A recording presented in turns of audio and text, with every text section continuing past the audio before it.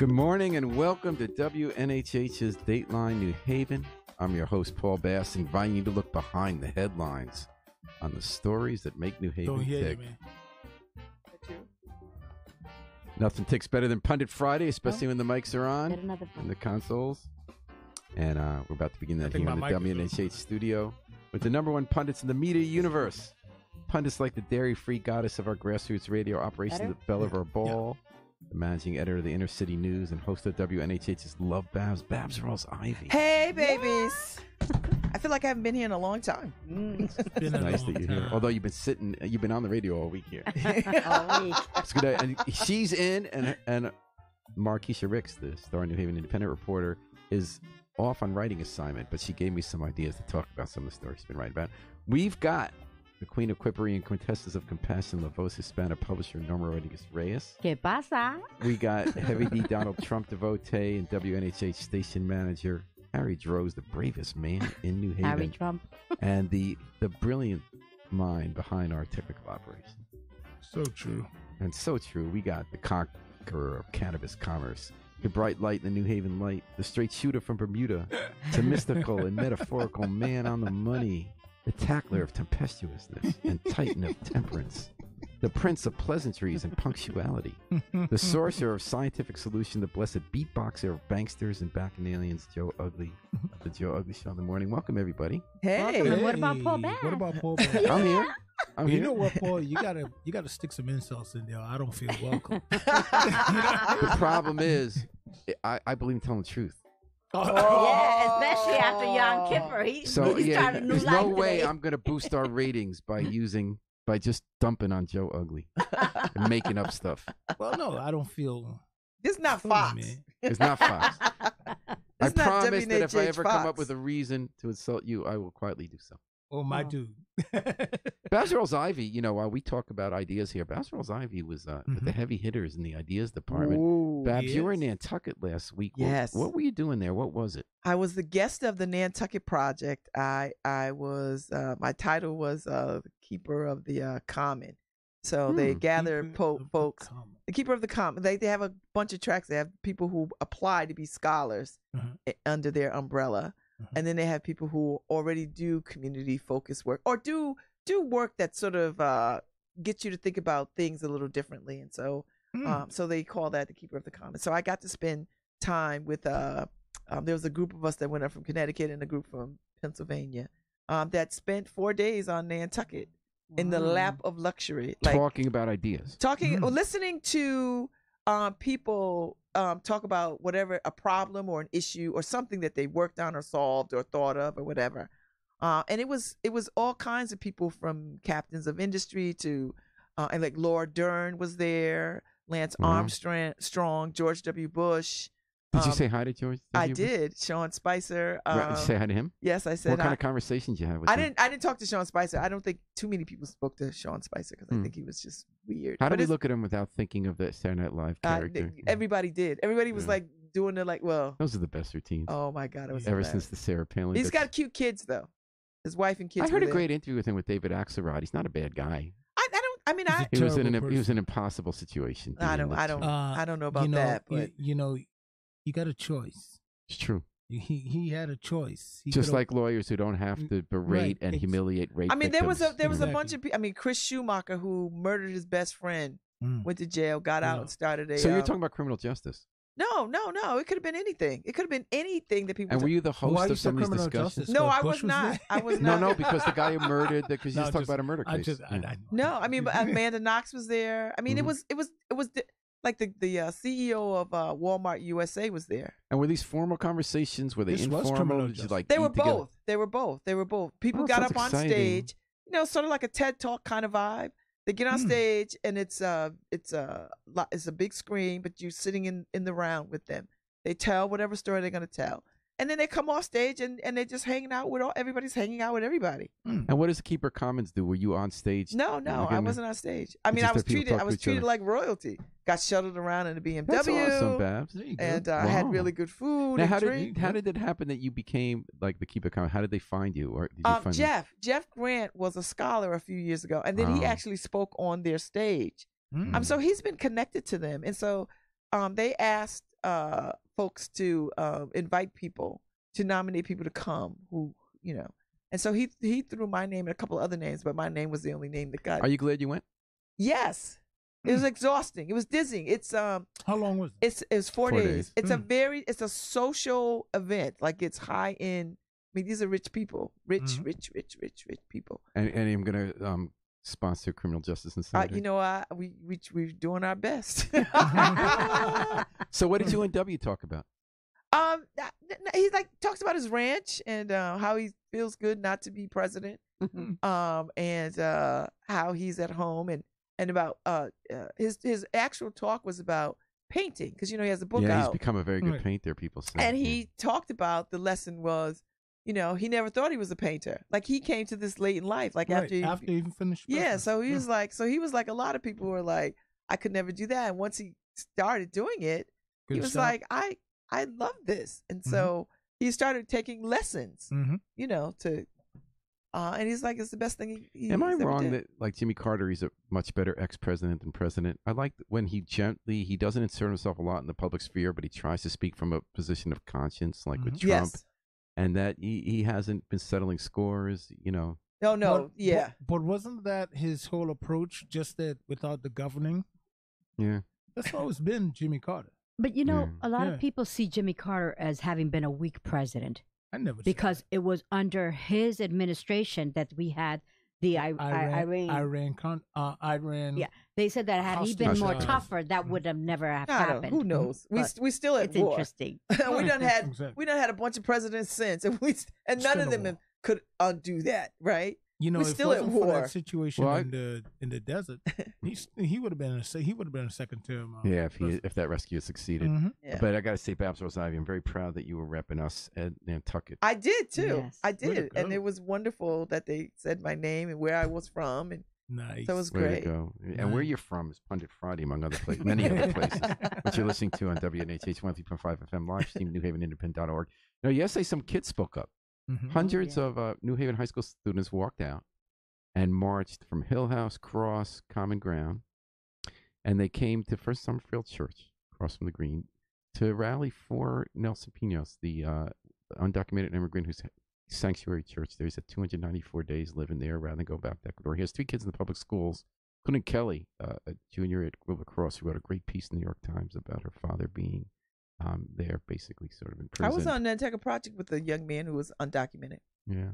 So then Southern also participated. Southern had their own rally, Southern Wesleyan, and a lot of issues came up, and that was kind of interesting. It's being discussed in the Independent. First of all, I thought the kids are great, and I think that I don't like the way some people beat up on the kids for like taking a stand like that and walking out of classes.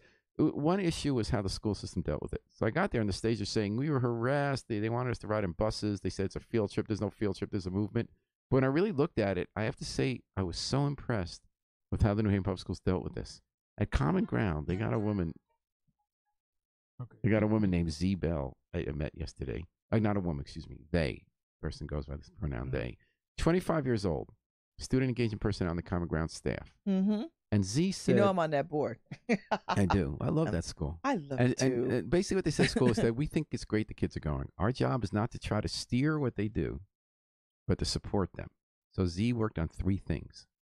Z called all the parents to let them know we're going, so the parents knew they were safe. Z ordered sandwiches from Subway so the kids could eat. And called Connecticut Transit and gave them a heads up. A lot of kids are going to be taking the 243 bus. Remember that we used to call the B? And they're coming down at 11:30. And it all went smoothly. And then you didn't even know the grown-ups were there. Z was hanging back. Just watching, making things are cool. Z said, I'm here for 3 reasons. I support the kids' right to march. I want to make sure they're safe and have agency. And I want to support Nelson Pinos. Cross, the harassment was some confusion over buses. Cross wanted them to go, they wanted to order buses so the kids could walk to the Green and not walk out in traffic. The buses weren't there right at 11. The kids marched anyway. Most of them just marched down the street, and they marched into traffic at Grove.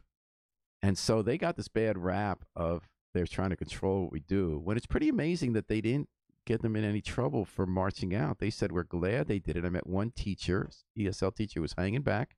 Statue saying this is so cool. So my kids were safe, making sure they're safe. We wanted the buses so they weren't working out in traffic, and that was kind of a mix-up. So I don't know. What do you folks think? That's what. How should some people say the school should not just walk out? You could have your rally 2 hours later. Why do you have to walk out of school? Come on. You see, this is the thing about people not understanding what a protest is about. I know.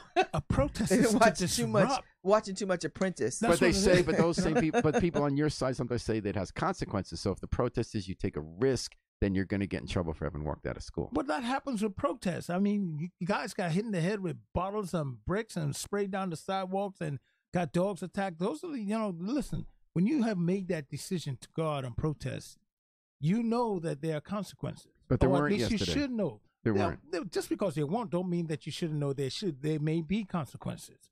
And that's part of the process of a protest, because what is the focus of a protest? To disrupt. To bring attention to by disrupting the norms. That's the purpose of a protest. So anytime you're going to disrupt the norms, expect to have stuff happening to you. Don't mean that you don't push back on the stuff that's happening to you. Exactly.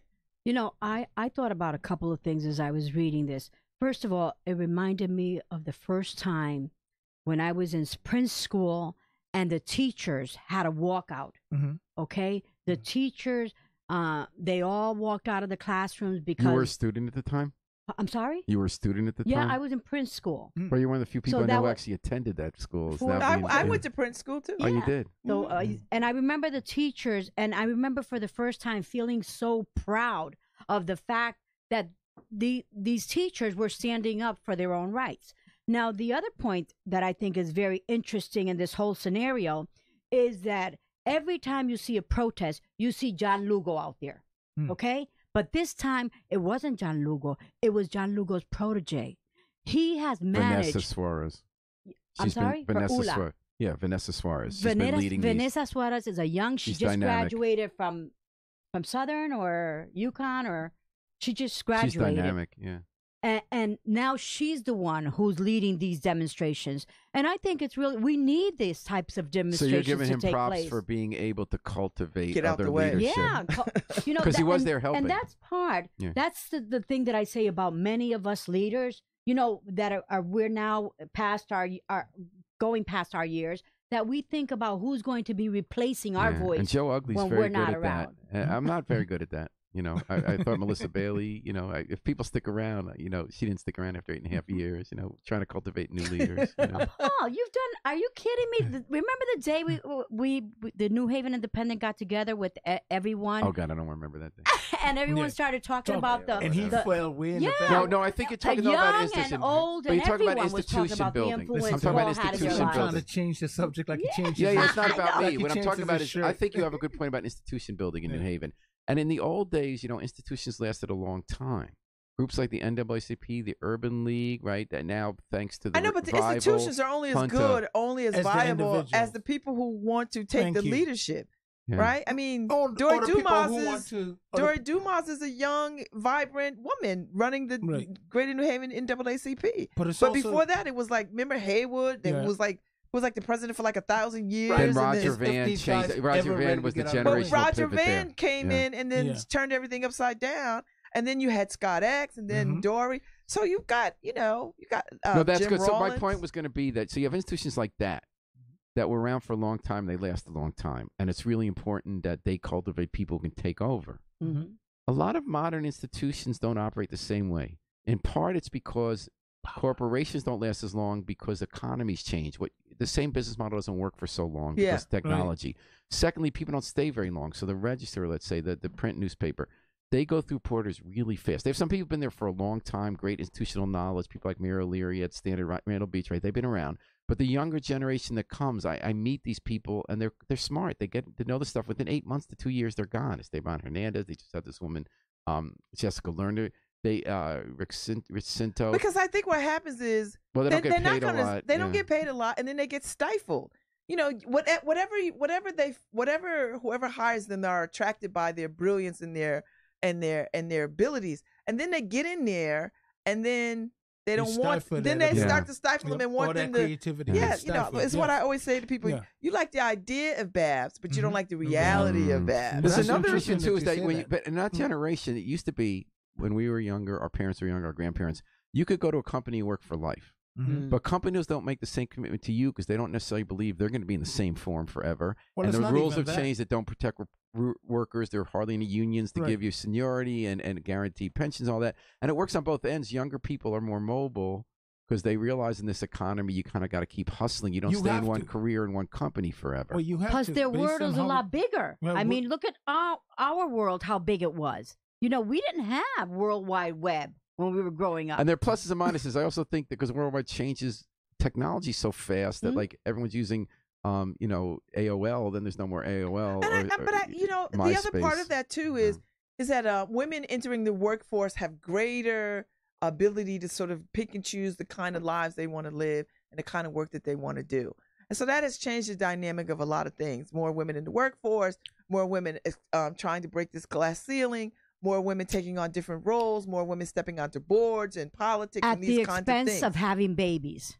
I don't know if it's that. I don't know if it's look that what's happening in Connecticut. Look, I don't and know if look it's what's at the happening in expense Europe. of Look what's having happening babies. everywhere. The people are not having babies anymore. That's white women. That's white women. That's a white woman conversation. That's not a black woman conversation. Well, it is not. There is also a class. There is a class corollary in addition to race. If women who have more options, including black women, Latino women, I believe, according to the evidence, is that if you have more options in life, you can have a career, you can make some money, you wait longer to have kids. Yeah. Okay, but black Nothing wrong women with are that. still having children. Yeah, We're I'm not with Not Norma saying it's educated bad. women. Yes, they are. No, they're not. Look at the statistics. I have looked at that. Okay, if I can get a word in. There's Yeah, a speaking report as a that woman. came out Latina there's a neither. report that came out just as recent as this morning that showed that women, because of the time frame of kids being let out of schools like 2 hours earlier than women are, they're actually having to come out of the workplace to stay at home because they can't hire someone to take care of the kids for 2 hours out of the day. So it's really a problem. It showed something like $50 billion is lost revenue to the workforce. And a lot of women have decided was to stay home and hold back from having kids. And you have to make this decision of if to have kids or if you're gonna go to work. So echoing on what it is, on what Norma was saying, yeah, it's educated women and it doesn't matter of race. They're just not having kids as much as they did 20 years ago. Oh, I would agree with that because I think you're right about opportunity and access to things. And I think women are finding ways to fulfill themselves outside of having babies.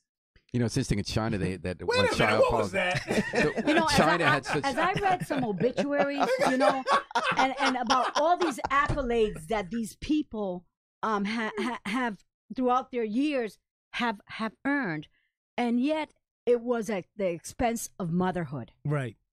So, what you just said. But what Norma, Babs wait said, a I'm not second. letting Why that don't go, men step up? More men are. Why is it the Because mother? we can't have babies. But mother can have the baby, but why does that have to be expense of her career? Why can't she have both and the man be the one taking? Like when we had our first kid, we split it. Because we don't respect men that My stay wife home and and I take care split. of kids. My wife and I split that, and I that's the greatest Yeah, but one of the that's a few gringo thing. one of the few good decisions I made in my life. No, I had no problems with working part time. Yeah, I did that too. To make sure that I was home with my son. My son's doing the same. I got two sons. But it's culturally not correct. You know what I mean? In China, they had the one-child policy, and now they're trying to do the opposite. They don't have enough kids to take care of the older generation, and now they're trying to get people to have babies. You know what's interesting with China?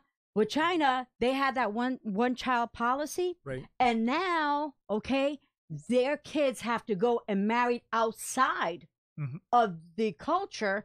Because there are no women for them. There's nothing wrong with that. And we're talking about millions of kids, okay?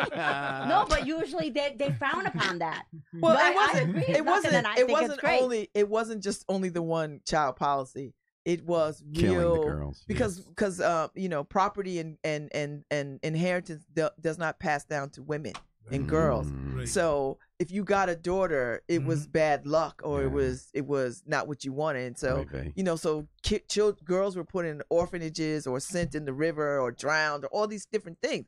So that was part of the problem. That was a huge part of the problem. So human rights. Why they don't have any women in that country? Harry, you have any take on this?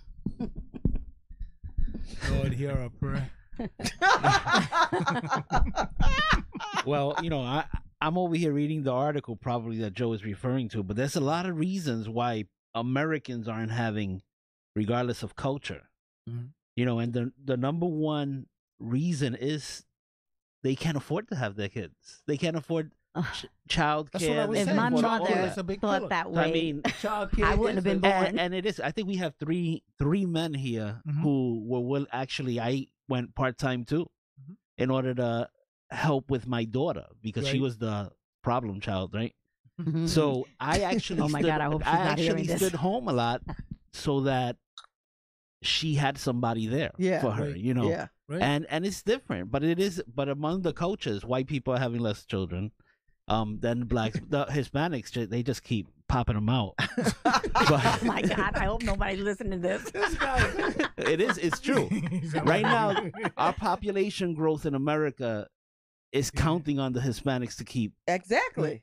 Mm-hmm. keep actually having children. But Not- they want to not- control Not that. to come in illegally, Joe. No, they want to control Slow that down. as well. Oh yeah, if that But was you know, the it's just case, but Harry if that said was the case, they won't be taking away kids at the borders and with no plans on giving them back. That's a You know, whole if other Harry's story we talking could about, talk it's interesting what he said about people have a hard time affording. There's no question about it, and yet there's fewer babies, the more money you make.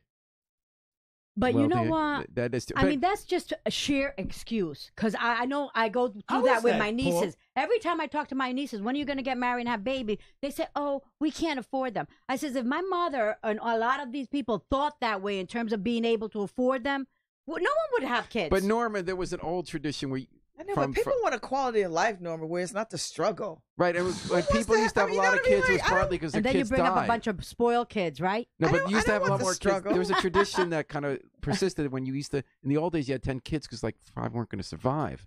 Now, if the kids survive, you don't need to have as many, right?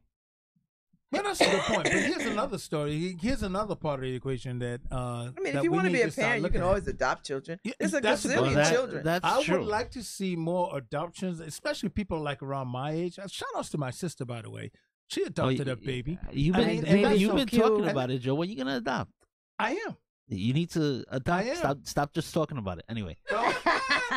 Let me get this one out of Go ahead, go college, ahead. and then we could talk about it. I know. Well, for instance, I raised 2 kids, right, and 2 was Mhm. enough for me, right? Yeah. But my daughter and my son have totally different, ways of looking at it. My son doesn't want children. He said that's too much. I saw what you guys went through. That's too much work. Spoiled children. And Bring then up my spoiled daughter children. What wants do you to. expect? My daughter wants to have a freaking baseball team. So Listen, it's and different. what's wrong with that? I wanted we really wanted to have our 2 kids. Like we wanted them to be born. We wanted to bring up, and I really didn't want to have more because I was worried I wouldn't be good enough at the job. Uh-huh. It was so important to Is me to be that able right? to parent well. Yeah, I didn't think with That 3, isn't what stopped us. I wouldn't have enough brain width. Mother Nature stopped us. I mean, it was just our son, and then But I'll tell you something. I Then think something something you, else. Harry, and I can agree with. I mean, I've made a lot of dumb decisions in my life. Staying home for the halftime for the first 10 years of my kids' lives was the best Yes. decision ever. You Yes. never get that back. You get never- if you don't spend that time, you're so close for your you are lifetime. so right. It's very selfish for the man to do it because I wanted in. Yeah. Like when my wife wasn't Well, that's just 'cause you're- breastfeeding, I said, but "Yeah, you I know can get what? up and listen But to you the know what, music and Paul? give the bottle." I mean, but you know what? You didn't compete with your wife for ambitious things or an ambitious career. I think what happens I is competed with my wife. I You know. still compete with her. But the so truth is, what? we've all lost, but that's Yeah, okay. of course. Which I Smart's don't the mind brother. losing to No, her. Babs, by what the were way. you saying? But you know what? I think Cosmetics game is next I think level. that's a tough thing for men because I think so much of men's identity is tied to the work ethic and being seen Being a as hero. a Provider. provider and a Mhm. man, and men But I don't think- dabble in but I think women's what- work. Yeah, but you know what it is that I think when we look at it, you hit a point, provider. But I have a different definition of that. I think I'm a provider by taking care of my son and making sure that he's Absolutely, there. I But agree the with young you. generation don't think I that they need to and be I think- providing. I don't know about Yeah, that. they do. I see it. I Yeah, they see. do. I see young people. I know lots They of young do. couples who are, who Providing are comes in so doing many it. different They ways. need And to I mean, provide look for at, themselves. that- That's how they see I think it. it's imperative that we teach our kids that it's more than just one way. It's more than just bringing in a check.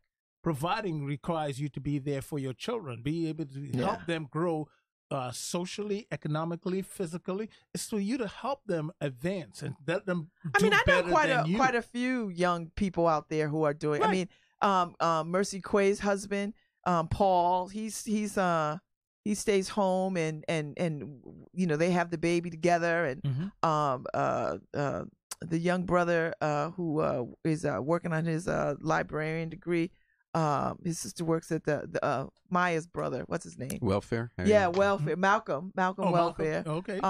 He's got a new baby, and he's very hands on with this baby. So I see a lot of young brothers out there and sisters out there who are doing this shared experience of raising children. And Harry did 2 generations. His granddaughter. I mean, when you see those 2 together, or Joe with his son, and how beautiful they are, and both the collection of that relationship, and how great the kids turn out.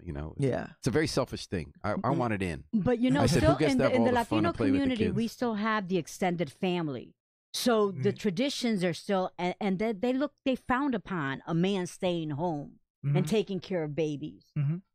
So a Which lot is of too the bad. younger generation, that still is involved with the extended family, then kind of, they take a beating because of. Well, that means they're gonna have to work harder to refute those kinds of stereotypes. Because children need their fathers. You have to have the attitude that Babs just said. Well, too bad. Too bad. Because the outside influence that you get in the Latino community is ridiculous, right?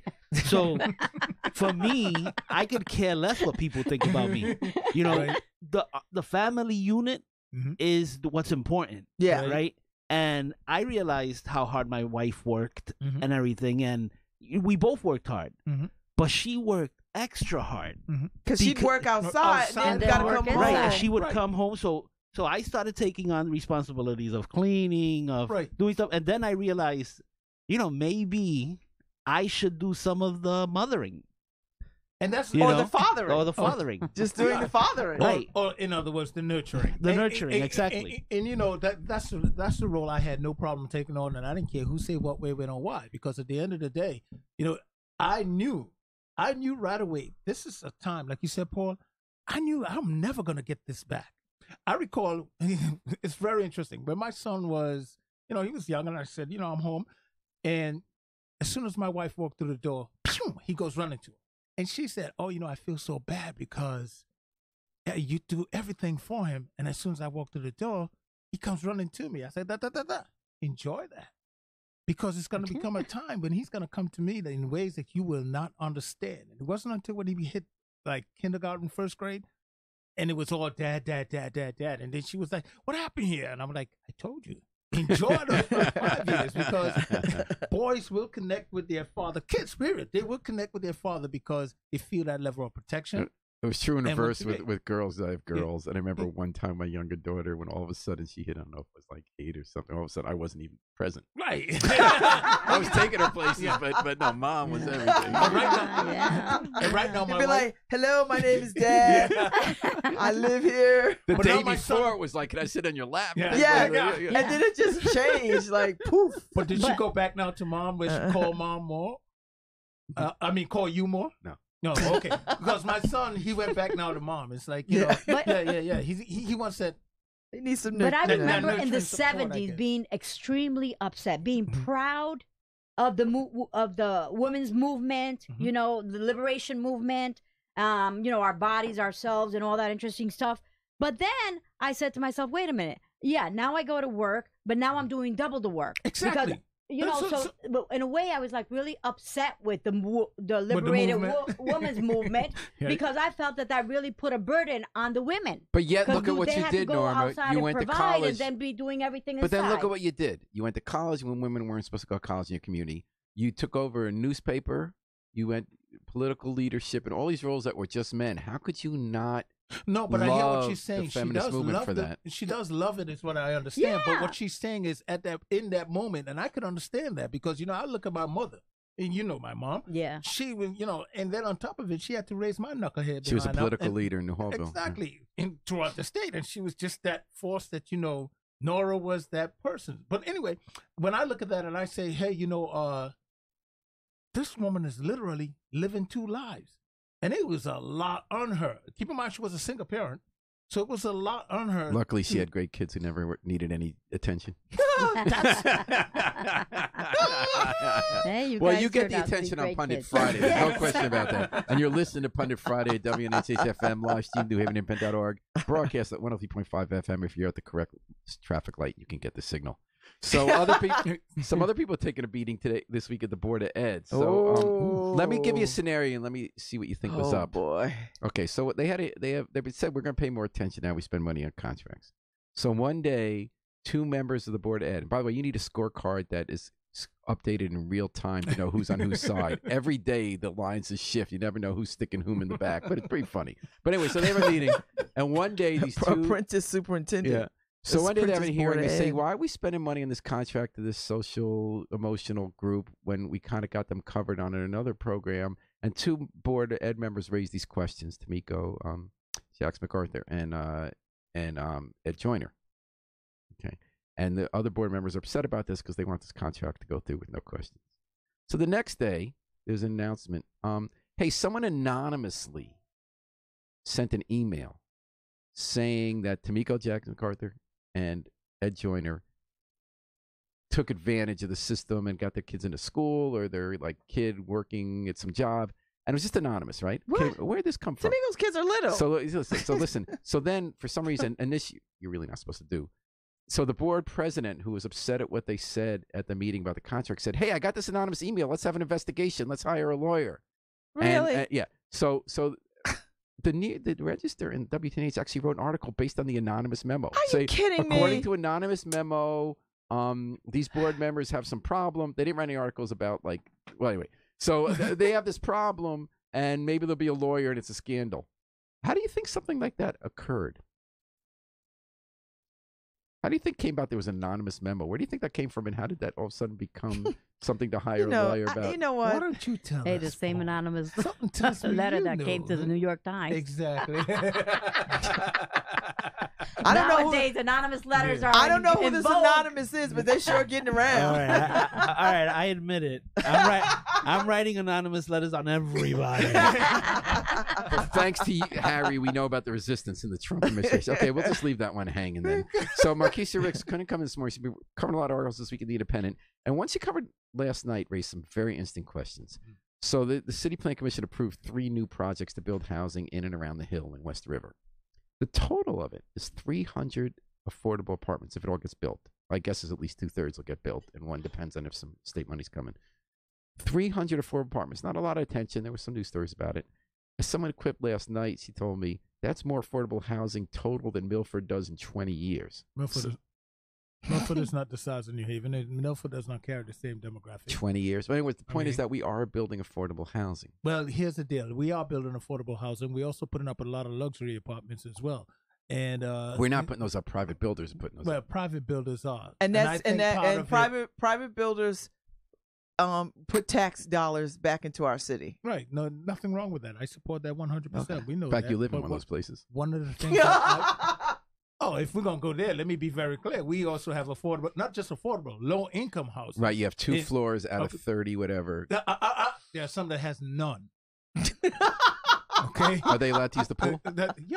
Oh, wow. Do they have to, Of course you're do they have allowed to to wear a use- special bathing Poor- suit that says poor I'm a not charity allowed. case? They're good charity case Wait, bathrobes. wait. No, You got but the they little accept Section You know 8 how you have the height certificates. increments? They have the income increments. Where do you fall? Oh, if you're not above the line, you cannot use the pool or the 360 rooftop state. deck. No. You can't use the deep end. Shut up. Oh my God. Well, here's part of the question. So one of these big projects is going on that Route 34 strip of land. You know where the boulevard? Martin Luther King Boulevard. Yeah, down by Boulevard. Mm-hmm. So, El Greso Boulevard, you know that median strip that's 20 acres that Right. goes all the way downtown? It was supposed to be a highway. It never got built. We destroyed a neighborhood in the 50s and 60s. So we're going to put a highway here. It was never built. So it's been this median strip. So gradually we're trying to make something happen there. So And they built some stuff on it, right? They built some stuff closer downtown. Which And- annoys me, by the way. Why? I think that what they should have done was stay on the underpath and keep Express going through that. That was the area. original plan. Yeah, but in the that's what they should 50s. have stuck with. They should have kept an Okay. expressway going out there because it's a total traffic mess no matter what they do. So we should destroy neighborhoods and divide them by highways. It was already destroyed. It was already taken up. Okay. They already did eminent domain on that. Way And then back, like you fine said, the anyone on a 15 and bicycle that 16. tries to get in the way. No, create. But everything that they're building is low income or nonprofit. So What? how does the city Norma, benefit? you have identified one of the big questions that came up. So here you got this plot of land, right? And they're Mhm. trying to gradually build it in. The plot closest to Boulevard is 4.3 acres, right? So the neighborhood for 20 years been working on a plan. They said, we want some kind of mix of uses here, some home ownership, some rental, all that kind of stuff, right? So in the end, nothing got built. So finally, they found some people who would build there, assuming you get some money from the state quasi-public lending agency, CHAFA. They said it can't be homeowners. The market won't support it. It's got to be rental. So they're going to put townhouses up there at that end of the land, right? And it's going to be 4.3 acres, as I said. And it's going to be 300 apartments. It's going to be 56 rental apartments and townhouses. Looks kind of nice. And the neighborhood's for it, except for Stacy Spell, who's been the neighborhood on You our said office all life. 56? Yeah, in that one area. So, townhouse apartments. It's all going to be low income subsidized. Let me ask you a question. That's terrible. What kind of air quality study have they done in that area? Good question, but your highway would have destroyed it. No, well, there's a highway right there. Mm-hmm. You're talking about a Not major right there. route. It's about 34 2 miles. on 2 two miles sides the other of way. it, isn't it? Oh, you talk. Well, they've Two slowed sides those. They're of it is slowing those 34. down. They're slowing those down. How are they going to slow down? They already have. How? Because you could do traffic calming. You could more stop signs, spotlights. You could narrow them. Yeah, it's not. You can't just zoom through. You Yeah. gotta cruise. Like Yeah, you gotta cruise. But you got a Because good it's like point, light, Joe. They got to light, work. light, They got to light. work on that. Yeah, but it's still, we're talking about a lot So of. Norma's point was so there's a larger debate in New Haven. Everyone's telling our elected leaders we need more affordable housing. It's too expensive to live here. Build affordable So housing. they want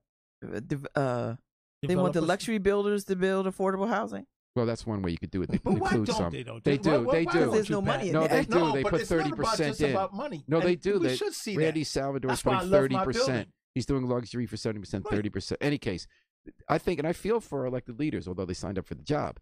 You're being told on one hand, affordable housing, build it. But that costs money, public money usually, Yeah. right? Mhm. But then they're also being told tax too high, lower my taxes. The way you lower the taxes is you do market rate and luxury, not just market, not just Mhm. luxury, but middle class.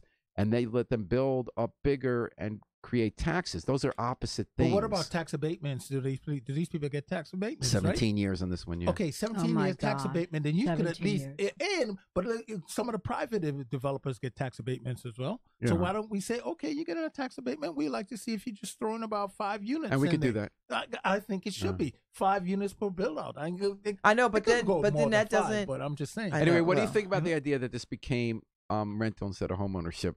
Serena Nielsen Jura, who is really one of the behind-the-scenes people making all these things happen. She's the head of LCI, the Liberal City Initiative in City Hall. Mhm. And she said basically, A, the neighborhood is for this for the most part, and B, you have to go what can be done rather than like we had pie in the sky in the Coliseum site. Live, Work, Learn, Play was going to build this project that had everything everybody wants in it, but it never got the money because the market wasn't there.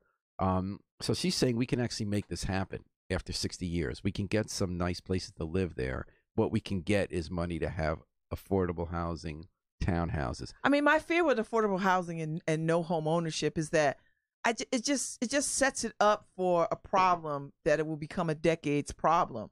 And what is affordable housing, and how long do you allow people to live in this affordable housing? Like, what is the? Right. Do you know what I mean? What is the Like, structure on what it? is the structure of Yeah. that? And we already know home ownership is quite anchoring for communities. Mhm. When But it's people hard, are, yeah. I mean, But home you know what they ownership run is up against?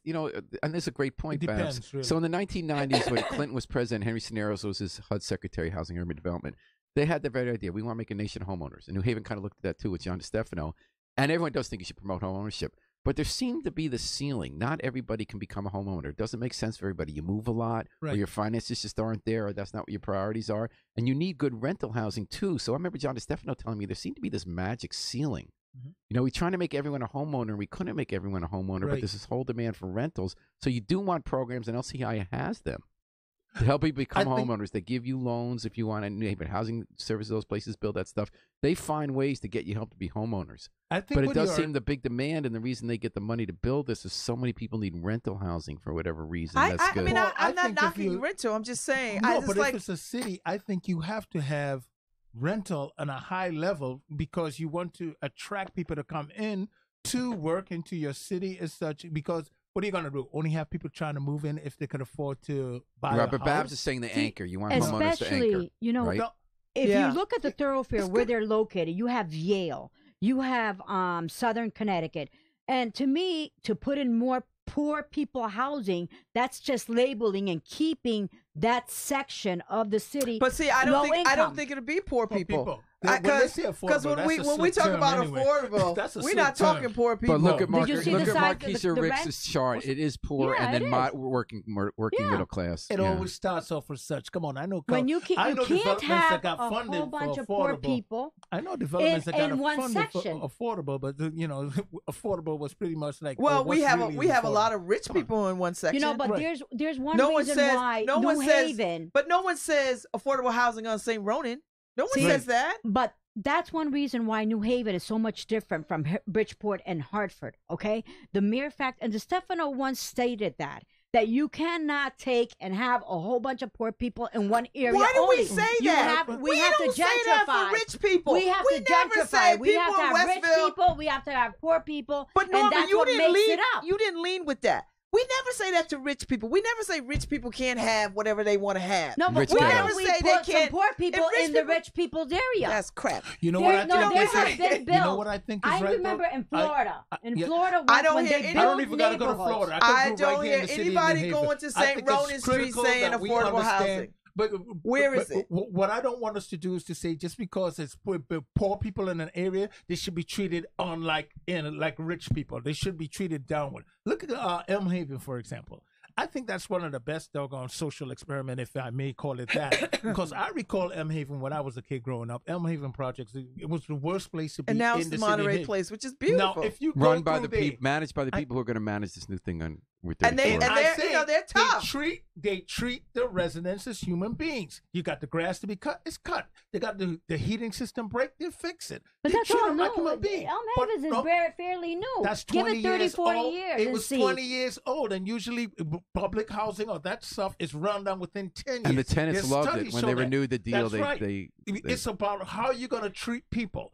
They don't treat them like when the boiler break, you just let the heat run through the summer. They treat them like human beings over there. And if they're going to have this development out here, that's what they should do. And they have the same people from Monterey Place managing. Marquisha pointed out that quietly, not getting all the headlines, 2 women have sort of been behind making this kind of housing work. When you talk about what happened in Monterey, you talk about what happened in and they're probably black One is women, Karen Du Bois Walton at the Housing Authority really developed a model that has their nonprofit development arm and their management companies and design work team really done a good job. A lot of this stuff, what used to be called bad projects to live in, now are considered pretty. I mean, we have and then learned. Serena Neal Sanjuro at LCI we have learned has that been mixed striking these income deals. works. We have yes, it does. We have every example of that. Mixed income works. That does not necessarily mean that you can't have a development within a working area. Even in an upwardly mobile area, you can have this development over there. Just don't tag it that's poor people. That's right. Don't say. You mean like at the pool 360 State when you have to wear the robe that's a different color? All right, and we're talking about that on like don't build with a whole lot of cinder blocks. Like build it the same way you would build into the community. Yes. Make it part of the community. Don't the mere fact of just identifying it as that's them. There lies the problem. And look at West Rock. That's the problem. If you said those over there, nice development, those are nice housing, then people just see it as such. And nobody needs to know how much money you make. Look at Brookside too, and it looks so nice. Oh, it looks nice. Exactly. Yeah. But it looks beautiful. Just because growing up in the Hill. Mm-hmm. Okay. Yeah. Okay. 1929. I think for a young child to just go and when they visit their own friends and let's just a poor child, okay? The friends that they go and they visit are also poor. Then what is your expectation as you grow older? You begin to think. Wait a minute. You begin to think. Oh my God! Then this is all there is for me. That's that social experiment. Are you kidding me? Okay? That's that social experiment I was if you talking have about. kids that are poor, what are you talking about? I know what I'm talking about because I personally experienced it. I grew up in Church Street South. Okay, yeah. But did you ever Church go Street to South? And you were at Nantucket last week with George W. Bush. Did you ever go to somebody's house that they were homeowners, that they had beautiful curtains, that they had a grandfather clock, that they had beautiful sofas? No, girl, I didn't do any of that. You know why? I did because that, I and that's what inspired me. I wasn't raised like that, more. so I don't know what you're talking about. That's what inspired me to want more. Okay, that inspired you, Norma, but let's not cookie cutter people. That inspired you, and it might have, stuff like that. This different stuff inspired me. Does not necessarily mean that is, where I hung out as a kid? Like I said, in the project. I stayed in Ashman Street Project so much. There are people today that Who swear think you to live God, there? I live there. Okay, but did that change who I am and what it is, what I want out of life? No. You know what it did? It let me look at my friends and say, hey, you know what? We could do this, man. Hey, man, let's do this. Let's do that. And we all work together to grow and uplift ourselves. That's what it is. That's what being around others without the judgment call was. And I say once again, shout outs to my I don't mom like for this that. whole poor people. Yeah, I just don't it. like it because I don't. It is wrong. And Norma, I understand what you're expressing when you say it's what you see coming from. You will not get the nice curtains as such as others. But Hold on. The question is why? Do you want to funnel word Because before I going know to Chewy? people who live in housing projects. Some of the that have nicest nice places curtains. I've ever been been nice in furniture. so-called poor They have people's houses. Right, I don't. exactly. But you wait a minute. You guys are talking about it from an African American perspective. No, I'm okay. Wait a minute. Come on, wait, Norma. listen to Norma. me. Listen All right, to me. Harry, you better First defend of all, this. wait a minute. Okay. The I'm not gonna truth try to is speak from a that you know Latino what, you perspective, 'cause guys, I'm not. we didn't have that. We didn't It's have now. what? Did not have what? We did not have an all Latino perspective. Okay, we have that now because of Fairhaven. Okay, but when we came here, it was blacks, whites, and Latinos, and very few Latinos. Okay, so our perspective is very, very different from you guys because you guys were able to go to your own people And you know what, see Norma? people You- who went up to and- socioeconomic and you know- status. and you We know what, didn't. Norma? You know what?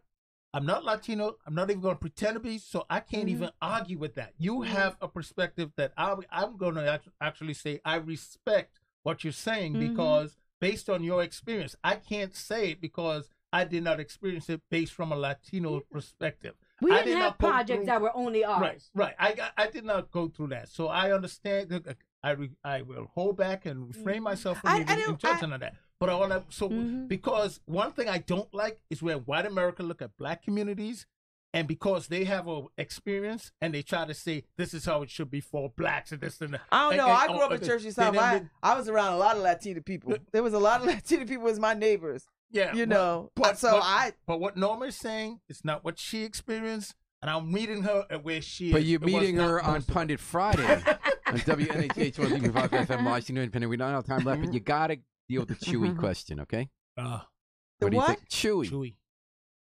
28. Louis Padilla was nicknamed Chewy. He was a killer for the Red Side Gorilla Brims. And you know, from around 2011 to 13, around there was this gang in town that did not call attention themselves. They didn't have graffiti. They didn't have turf wars.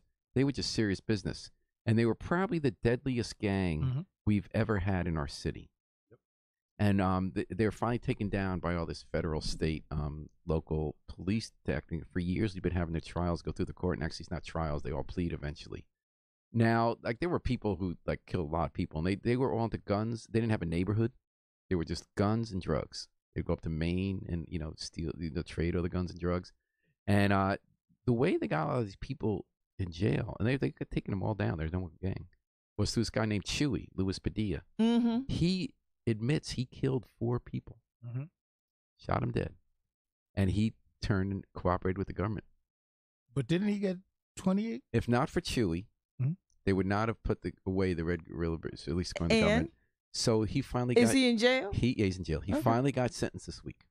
So a lot of the people, like Thomas Daniels, the father of one of the victims, the people who like lives have been changed forever, they went to this hearing, the sentencing.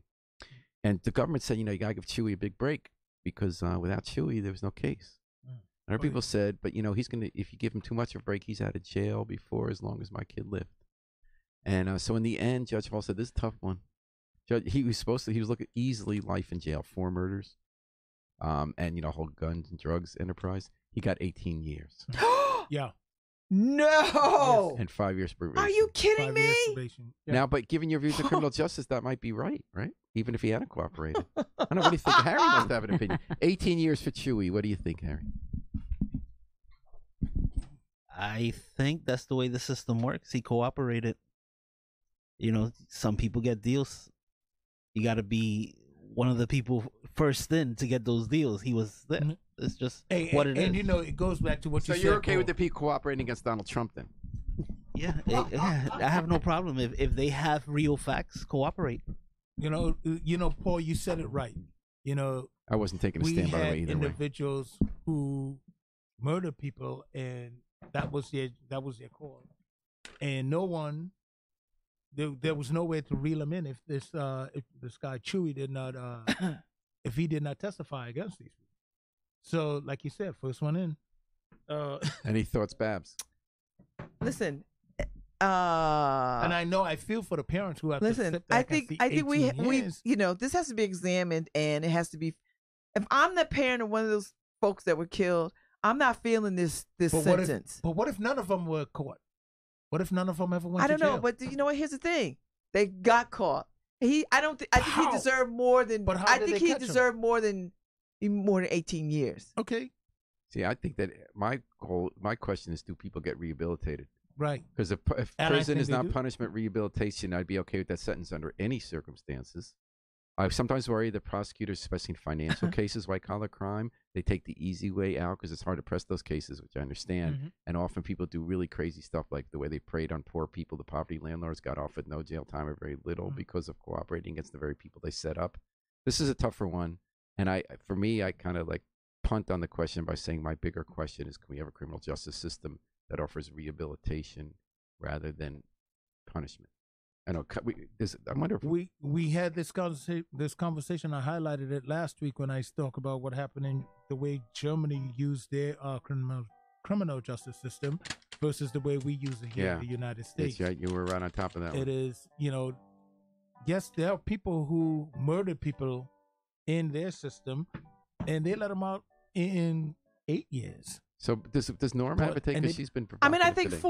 4 bodies is a lot, though. I mean, I understand. I'm not suggesting that I know everything about this, but I just feel some kind of way if that was my loved one that got caught up in this foolishness. And I'm with you. I would feel some kind of way. Believe me. But I I'm know with you. Judge I Hall clearly is a fair understand, person, and- so Oh, she's a very fair person. I mean, I know she's a just fair tough questions. person. These are tough questions. I mean, these are tough, but Yep. it still hurts. I mean, if I go and kill 4 people on the strength of just killing 4 people, even without connected to telling on anybody about anything that has been done, I would get life. Not if you were Donald Trump. He says he could murder someone on Fifth Avenue. And he's going to do it. Sure, look. that Norma, way. any final thoughts on this? No. All right. Oh, Well, thanks. no.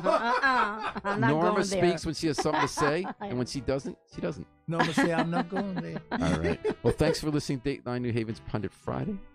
Thanks to the I greatest mean, she pundits has something around. to say. I'm sorry. Babs Rawls Ivy, Joe Ugly, Harry Dross, and Babs Rawls Ivy back from Nantucket and rubbing shoulders with W and Sean Spicer. Until Markeisha Ricks. will Don't be just back say with us Sean next week. Spicer. Melissa McCarthy. Oh, wait. Thank you for joining us today.